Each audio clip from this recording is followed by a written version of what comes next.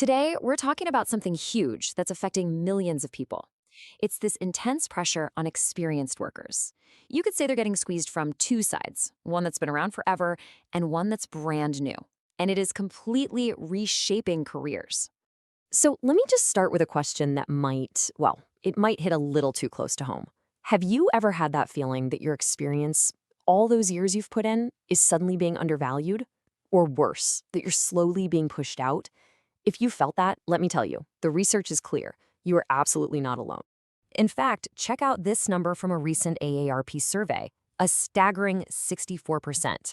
I mean, think about that. That's almost two-thirds of workers over 50 who say they have either seen or personally experienced age discrimination at work. This isn't just some vague feeling, It's a widespread reality. And that brings us to the heart of the issue. We're seeing a whole generation of really seasoned professionals who are just caught in a vice.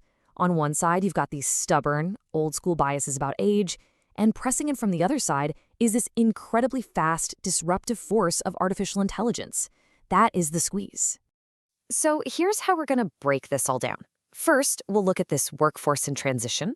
Then we'll tackle that old faux ageism.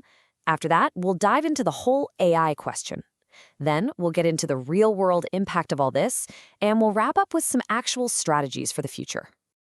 Let's kick things off with that first pressure point, a problem that honestly has been around for decades, but just refuses to go away. Plain old ageism. Now, this is what I find so fascinating.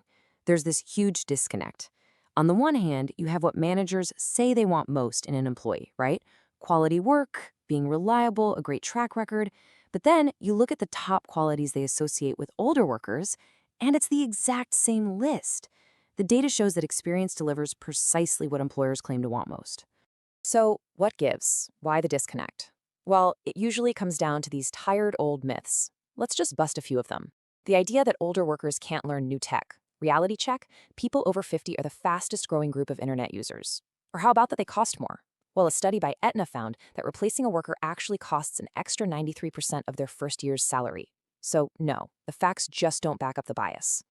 And this bias can lead to something really sneaky. It's a legal term called pretextual firing.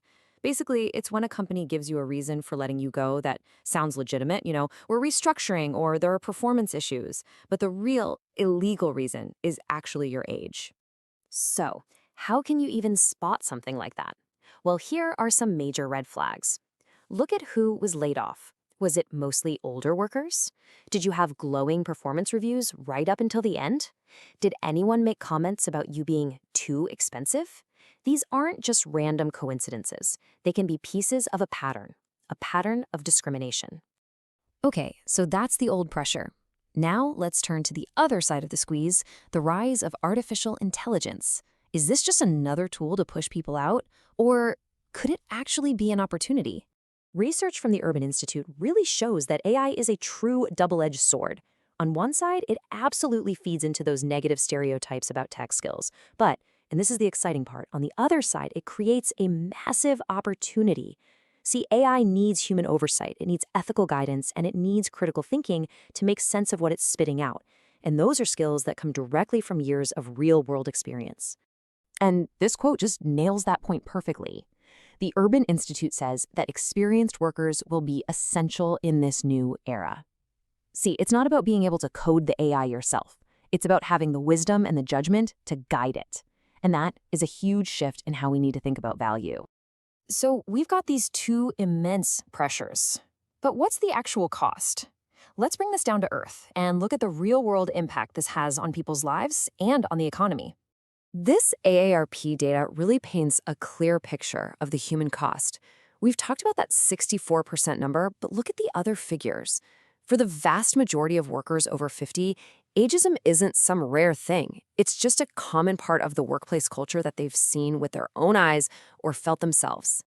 And the economic cost? It's just as harsh. According to Finance Buzz, if an older worker loses their job, it takes them, on average, twice as long to find a new one as it does for younger workers. Think about that. That's double the time with no paycheck coming in, double the stress, and double the damage to your retirement savings.